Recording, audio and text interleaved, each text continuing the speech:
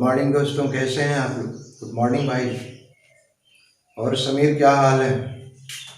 Good morning भैया। समीर क्या हाल है? जनार्दन भी जुड़े हैं, बहुत दिन के बाद जुड़े हो बेटा। एकदम ठीक ठाक है जनार्दन, आज बहुत दिन के बाद जुड़े हो। हेलो।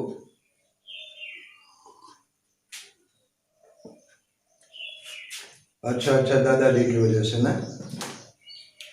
चलो कोई बात नहीं है। और इंतजार भी आप लोगों का अब खत्म हो गया है। इस महीने के लास्ट में आपको नोटिफिकेशन करीब 17,000 के आ रहे हैं। तो अब आप लोग पूरी तरह से जुट जाइए पढ़ाई में। और जहाँ तक मेरी बात है, अगर एक आध दिन क्लास जो है किसी कारण से मिस हो जाया करता है तो आप उससे निश्चिंत रहिएगा। मैं हो सकता है कि मंडे से 2-2 बार हम लोग जुड़ना शुरू कर दें, सुबह शाम दोनों वक्त। क्योंकि अभी 4 राइटर टीडीटी में बाकी हैं, शेक्सपियर चल ही रहे हैं, और बाकी हिस्ट्री ऑफ लिटरेरी क्रिटिसिज्म कुछ लोग पढ़े हैं जो मुझसे पहले जुड़े थे, वो लोग पढ़ चुके हैं, बाकी जो नए जुड़ रहे हैं। और हाँ, एक नया बैच भी हो सकता है 12 अक्टूबर से ऑनलाइन का शुरू कर दिया जाए। तो इसके लिए जो भी आपके संगी साथी हों, अब तो स्टूडेंट ये भी फ़ोन करने लगे हैं कि सर ऑफलाइन कब से शुरू कर रहे हैं। तो मैंने कहा बेटा ये नोटिफिकेशन आ जाने दो, और 14 तारीख को दिवाली भी है, 14 नवंबर को इधर फिर दशहरा है, और इसके बाद ही बच्चे इलाहाबाद जाएंगे। तो स्थितियाँ तभी बन पाएंगी जब सारे लोग इकट्ठा हो जाएंगे। इन बिटवीन हम लोग आप ऑनलाइन जुड़े ही हैं, तो 12 से एक नया बैच भी शुरू कर रहा हूँ ऑनलाइन का। तो आपके जो भी अर्चित परिचित हों उनको बता दीजिएगा, वो लोग जुड़ना चाहें तो जुड़ लें। और इसमें बहुत से लोग टेस्ट फीस भी नहीं जमा किए हैं भाई, तो वो जमा कर दें। अगर देना है तो वो, नहीं टेस्ट देना हो तो कोई बात नहीं, मेरी तरफ से कोई दबाव नहीं है। और टेस्ट पेपर और डिस्कशन का जो वीडियो होगा मैं उन्हीं लोगों के पास भेजूंगा जो लोग टेस्ट फीस पे किए होंगे। और आप लोग खुद ही समझदार हैं, बार बार कहना अच्छा भी नहीं लगता है, और आपको भी सुन करके थोड़ा सा दुख होता होगा और थोड़ी शर्मिंदगी भी होती होगी, जहाँ तक मैं समझता हूँ। आपकी जगह पर अपने आप को रख करके देखता हूँ। तो हाँ जी, हाँ हाँ बोलिए, सुन रहा हूँ। हाँ जी, ये मैं पहले डिसाइड कर दूंगा। इसमें कुछ लोगों को ये भी जो है दिक्कत थी कि ख़ास तौर से लड़कियों की सुबह सर नाश्ता वास्ता बनाना पड़ता है, और तो एक ऐसा समय डिसाइड करके आपस में रखा जाएगा जो सबके लिए कन्वीनियंट हो। हाँ, तो इसीलिए जो है वो हो सकता है कि रात में कर दिया जाए, तो सब ईज गोइंग में वो देखते रहेंगे। ठीक भैया, थैंक यू। तो चलिए शुरू करते हैं। बाकी मैं इतना ज़रूर आपको भरोसा दे दूं कि अब नोटिफिकेशन बहुत जल्दी आ रहा है और अच्छी खासी संख्या में आ रहा है। करीब पीजीटी के, हाँ हाँ जी बोलें।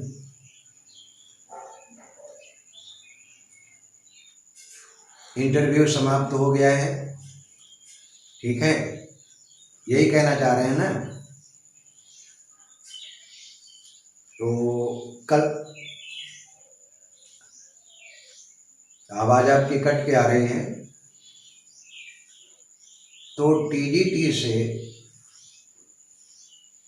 हाँ, अब सारा दारोमदार आपके जो है रिटेन मेरिट पर है।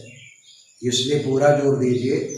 और मैं जैसा बताया था प्रीपोजिशन की और इडियम्स और फ्रेजेस की, फ्रेजल वर्ब्स की मैं लिस्ट जो है आप तक कल से ही शुरू कर दूंगा, भेजता रहूँगा आप लोगों के पास। और इतना जरूर कहूँगा केवल उसी, हाँ जी जी बोलें, नीलम बोल रही हो? चलो जी, नहीं सुबह की क्लास तो चलेगी ही चलेगी। मैं ये कह रहा हूँ गुड़िया, जो दूसरा बैच होगा वो थोड़ा सा आप लोग भी सजेस्ट कीजिएगा मुझे कि उसकी टाइमिंग क्या रखी जाए। क्या वो रात में रख दी जाए 8 बजे से, या जैसा भी हो आप लोग बताइएगा। नहीं, ये तो आपकी इंडिविजुअल ओपिनियन है, आप लोग आपस में डिस्कस करके बताइएगा, जिससे किसी को, अब वो देखते हैं जैसा भी होगा, ठीक है। हाँ ये तो सच है कि अब धीरे धीरे गुनगुनी ठंडक शुरू हो गई है।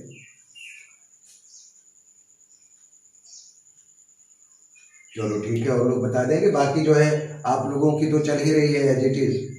जो नए लोग हों आप लोगों के परिचित में, मैं इसलिए कह रहा हूँ कि समय कम है और अप्रैल में ये पेपर करा लेंगे। जैसे ही यूपी बोर्ड का एग्ज़ाम खत्म होगा ये तुरंत, तो आप लोगों के साथ केवल और केवल 5 महीने का वक्त मिल रहा है, और 5 महीने में पूरी एनर्जी जो है आप लोग झोंक दीजिए, ठीक है। तो शुरू करते हैं।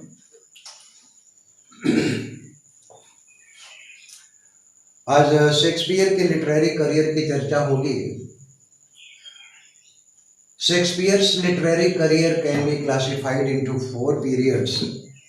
अगर पूरे शेक्सपियर के रचना संसार की बात की जाए तो शेक्सपियर ने जितने भी प्ले लिखे या दो जो लंबी पोएम लिखी, रेप ऑफ यूलिस और वीनस और एडोनिस, उन सब का पीरियड, सारी रचनाओं को 4 भागों में, 4 पीरियड में शेक्सपियर के विद्वानों ने बांटा है।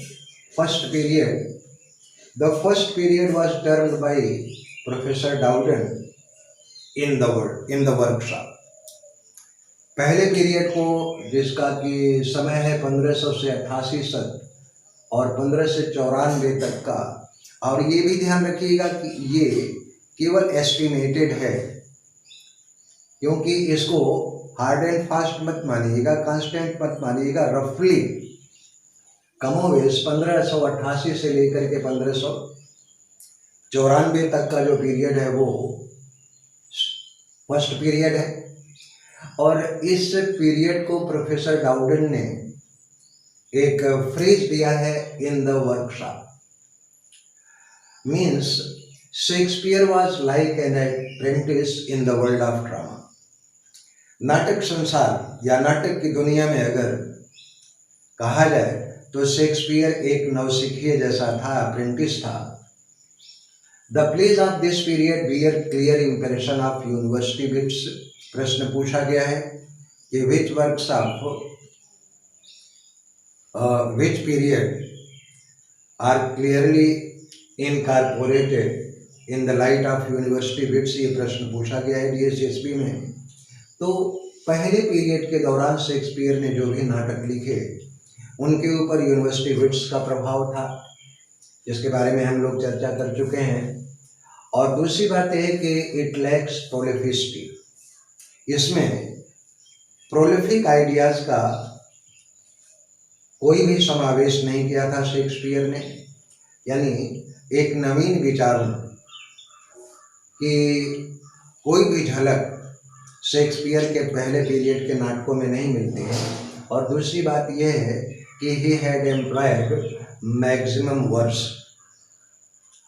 और ज़्यादातर जो नाटक लिखे उसमें छंदों का प्रयोग किया गया है। और कार्लाइल ने ये भी कहा है कि if there are maximum words, अधिकतम अगर छंदों का प्रयोग है, the works are said to be the works of first period, and if there are less works then the works belong to later period of Shakespeare's literary career.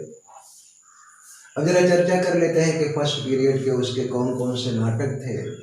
तो Titus Andronicus, Henry six part first, part second and part third, Richard third, love's labour's lost, comedy of errors, two gentlemen of Verona, midsummer's night dream, Romeo and Juliet. तो ये जितने play हैं वो Shakespeare के first period के play हैं। As per the second period, the period comprises from 1594 to 1600, 1594 to 1600। ये period रफली 1594 से लेकर के 1600 तक का माना गया है। And professor Dowden terms this period in the world. इसका मतलब क्या हुआ कि Shakespeare became acquainted with threats and fevers of worldly life. इस दुनियावी जीवन के जो उतार चढ़ाव हैं, जो उहापोह है, उससे भली भांति खुद को परिचित कर लिया था। He also became acquainted with the intricacies of human society। मानव समाज में जो इंट्रिकेसीज हैं, जो जटिलताएं हैं, जो षड्यंत्र हैं, उससे भली भांति परिचित हो चुका है। And had gain maturity. और एक साहित्य के क्षेत्र में, खासतौर से नाटक के क्षेत्र में, उसकी रचनाओं में परिपक्वता के, मैच्योरिटी के दर्शन मिलते हैं। और ये भी प्रश्न पूछा गया है, the second period is the famous for production of great comedies of world. दूसरा जो पीरियड है ये विश्व साहित्य के महानतम सुखांत नाटकों का पीरियड कहा गया है। अब नोट कर लिया हूँ तो मैं मिटाऊँ और सेकेंड पीरियड के वर्क्स की चर्चा कर ली जाए। नोट कर लें तो फिर मैं मिटा दूँ इसे। Okay.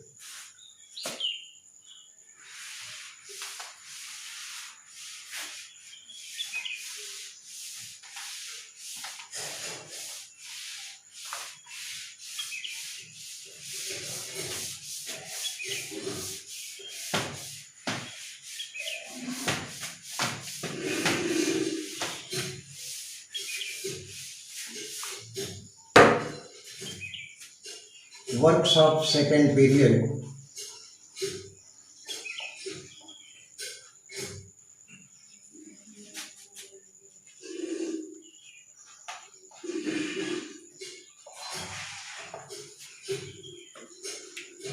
Richard second,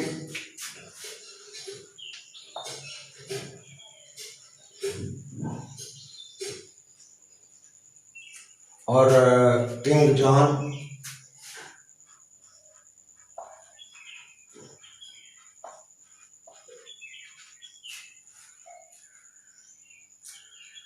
Henry fourth part first and second,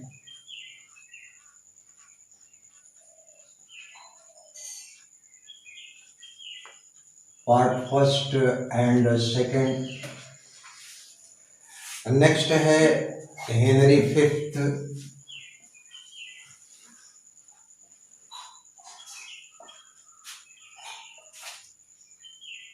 और मर्चेंट ऑफ वेनिस,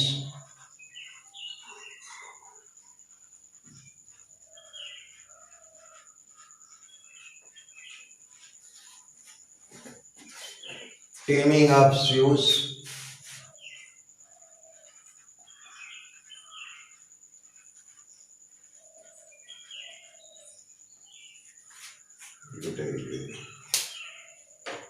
मेरी wives of Windsor,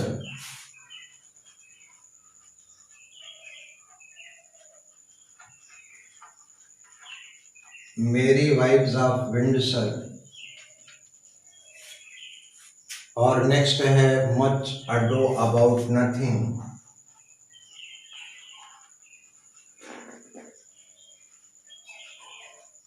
much ado about nothing, ये सारी चीज़ें आप लोग जानते ही हैं। दरअसल जो शेक्सपियर को पढ़ते हैं तो उसकी रचनाएं, खासतौर से टीजीटी वाले से शेक्सपियर को ही ज़्यादा पढ़ते हैं।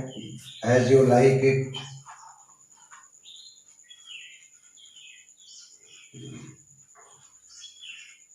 एज यू लाइक इट और 12th नाइट।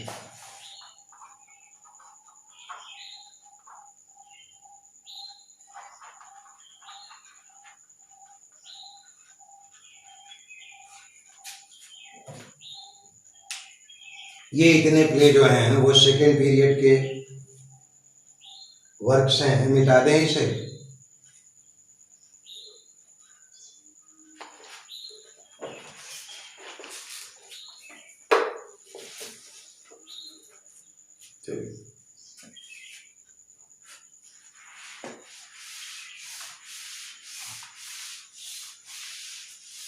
बोलता भी जा रहा हूँ, आप लोग लिखता भी जा रहा हूँ, बोलता भी जा रहा हूँ। आपको अगर जो है दिक्कत हो तो third period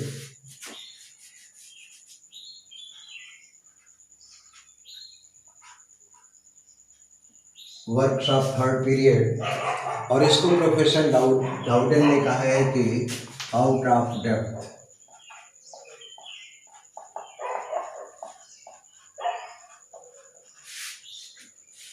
professor Dowden terms out of depth.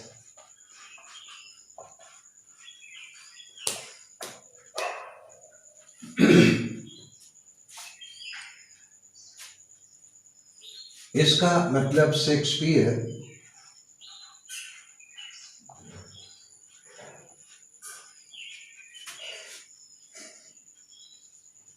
expressed himself like a philosopher.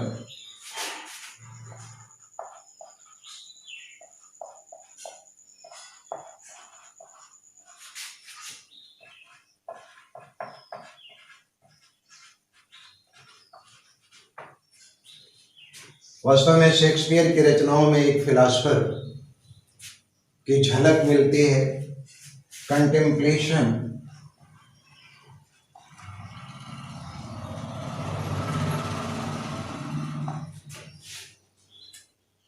of life and its problem.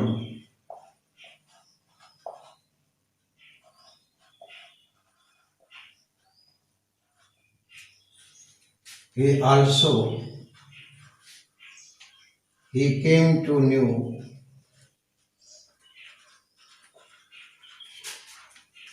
about insignificance of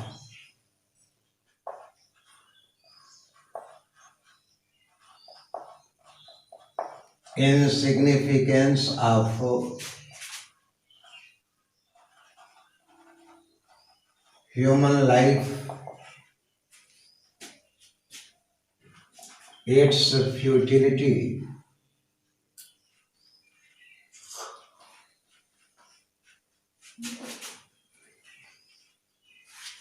and hollowness.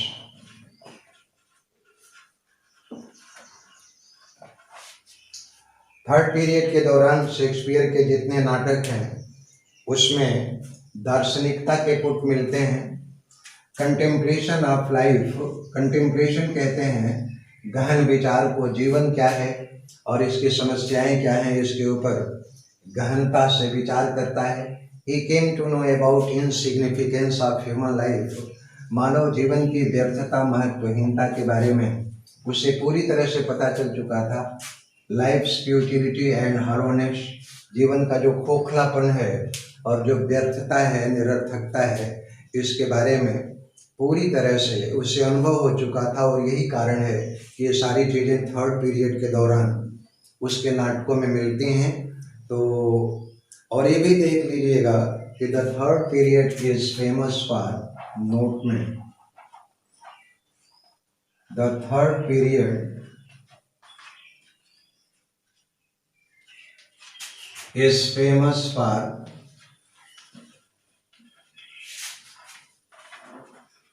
Production of, बेटा देखो यहाँ पर जो है वो, यहाँ नेटवर्क सही है, for production of great tragedies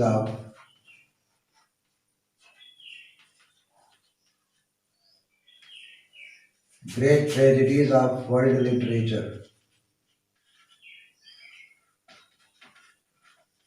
विश्व साहित्य के महानतम दुखांत नाटकों की उत्पत्ति का काल है थर्ड पीरियड। अब जरा वर्क्स की चर्चा कर लेते हैं, मिटा दें।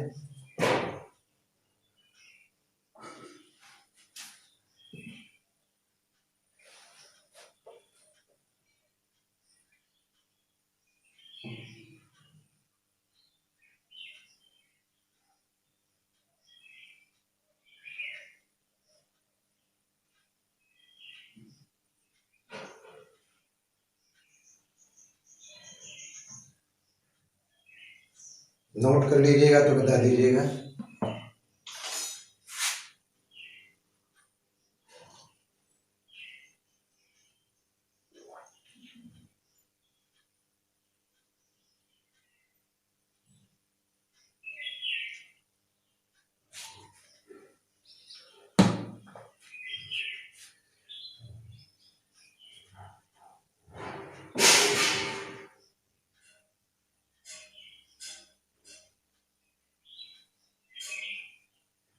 Okay okay, thank you.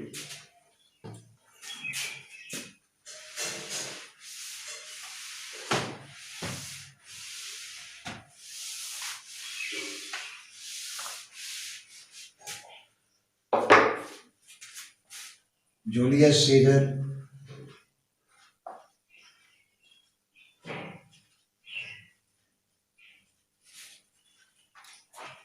Hamlet,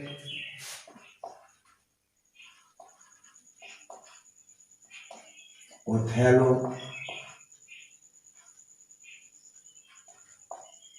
Macbeth,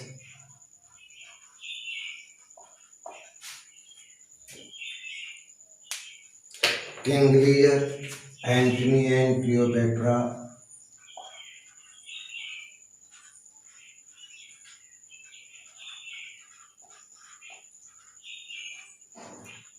Antony and Cleopatra,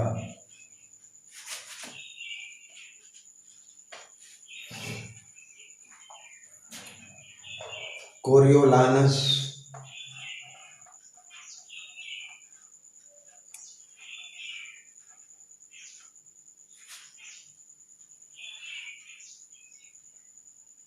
टाइमन of Athens,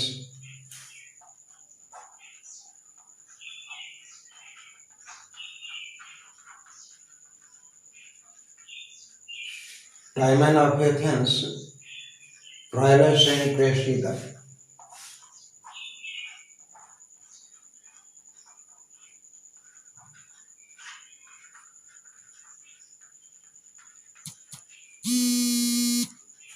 ये वर्क्स हैं। और ऑल इज वेल, सॉरी एक चीज और रह गई, all is well that ends well.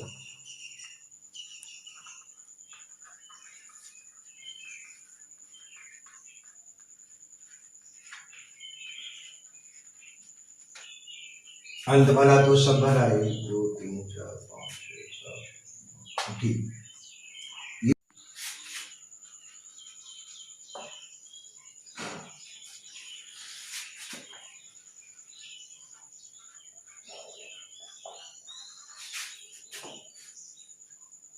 Every work of human life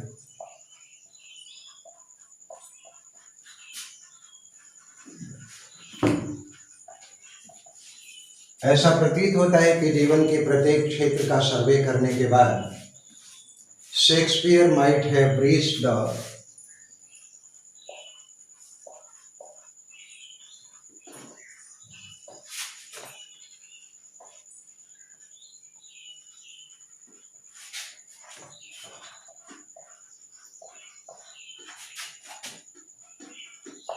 culmination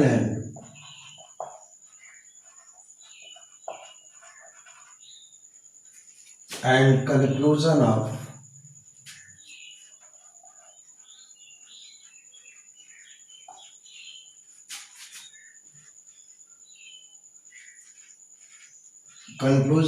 end of human life। ऐसा प्रतीत होता है कि जीवन के प्रत्येक क्षेत्र का पूरी तरह से अनुभव करने के बाद, सर्वे करने के बाद Shakespeare might have reached the culmination and conclusion of end of human life, कि मानव जीवन का वास्तव में उद्देश्य क्या है, उसका निष्कर्ष क्या है और इसकी परिणति क्या है। और he became also aware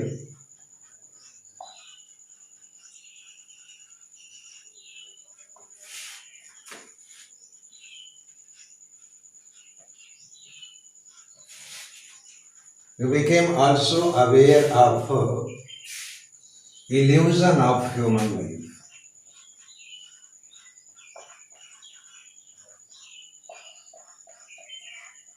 कि whatever thing in this world exists, that is illusive, कि इस दुनिया में जो भी कुछ चीज़ें हैं वो सब भ्रम मूलक हैं, भ्रमपूर्ण हैं। और ये भी ध्यान रखिएगा the fourth period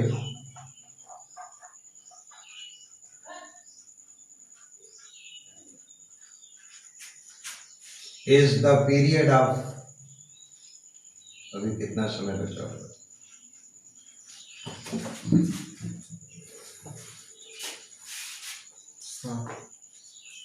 is the production of great romance.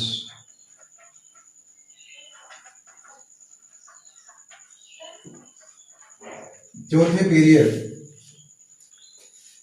को हम रोमांस लेखन का पीरियड मानते हैं, और इसमें चार जो हैं वो पेरिक्लीस है, सिम्बेलिन है,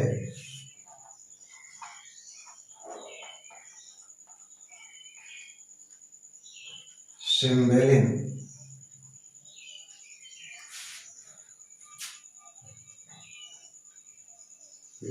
सिम्बेलिन,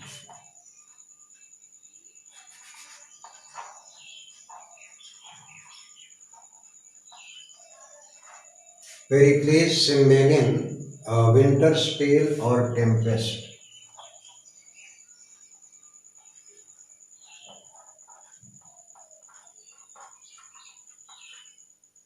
और टेम्पेस्ट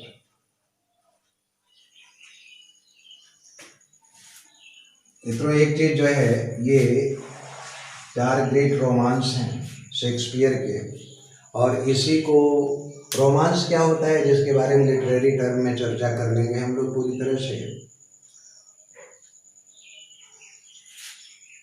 मिटा दें इसे।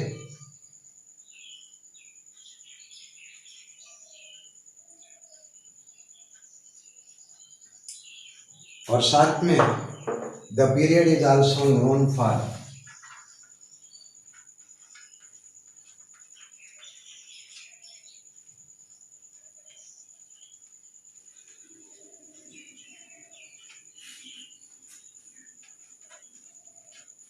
calm and serenity.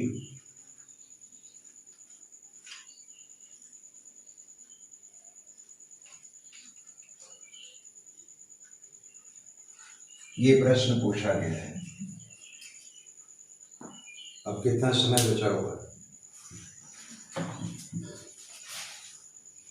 5।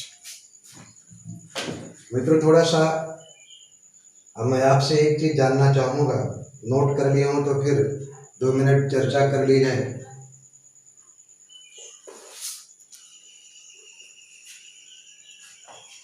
चर्चा सिर्फ इतना ही करना है कि आप लोग क्या थीम खुद से पढ़ लेंगे या पूरा थीम लिखवाना पड़ेगा, या फिर मैं शार्ट में उसकी समरी बोल करके बता दूं, और जो एग्ज़ाम में पूछे जाते हैं, वो एग्ज़ाम में जो पूछे जाते हैं जैसे कोटेशन है, जो इम्पोर्टेंट लाइंस हैं, और उस प्ले के सोर्स कहाँ से लिए गए हैं, और उसमें इम्पोर्टेंट कैरेक्टर क्या है, क्या इसकी चर्चा करूं या पूरा जो है पूरे थीम की चर्चा। पूरे अगर थीम की चर्चा की जाएगी या लिखा जाएगा तो काफ़ी टाइम टेकिंग हो जाएगा। शार्ट में समरी में बता दूंगा, और जो इम्पोर्टेंट लाइंस हैं वो तो इम्पोर्टेंट कोट्स तो जो है लिखना ही पड़ेगा। हाँ जी,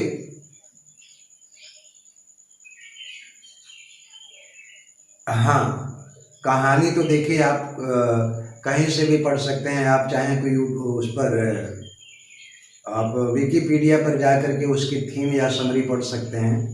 लेकिन जो इम्पोर्टेंट कोट्स हैं उसको मैं बोर्ड पर लिखूंगा।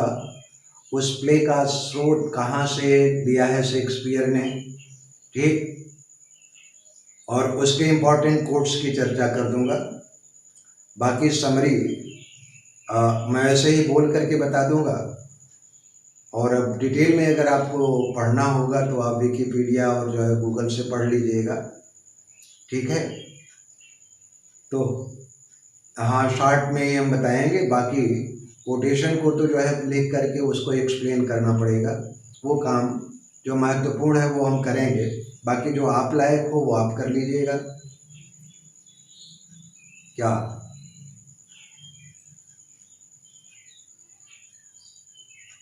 क्या पूछ सकता है? हाँ भाई, कोटेशन तो जो है लिखवाना ही पड़ेगा। जो इम्पोर्टेंट लाइन है किसने बोली है, ठीक है, तो ये तो लिखेंगे ही हम। तो कल आप लोग एक काम कीजिएगा कि जूलियस सीजर पढ़ करके रखिएगा। हेलो, जिस प्ले की चर्चा करनी होगी मैं उसके बारे में बता दूंगा। तो दो काम आप कीजिएगा, जूलियस सीजर और मर्चेंट ऑफ वेनिस, ये पढ़ करके आप जो है उसकी थीम, उसकी स्टोरी आप पढ़ करके रखिएगा। बाकी जो है उसके इम्पोर्टेंट कोट्स और जो है कहाँ से लिए गए हैं, कौन कौन सी चीज़ें, उसके बारे में चर्चा होगी। आज इतना ही मित्रों, थैंक यू वेरी मच।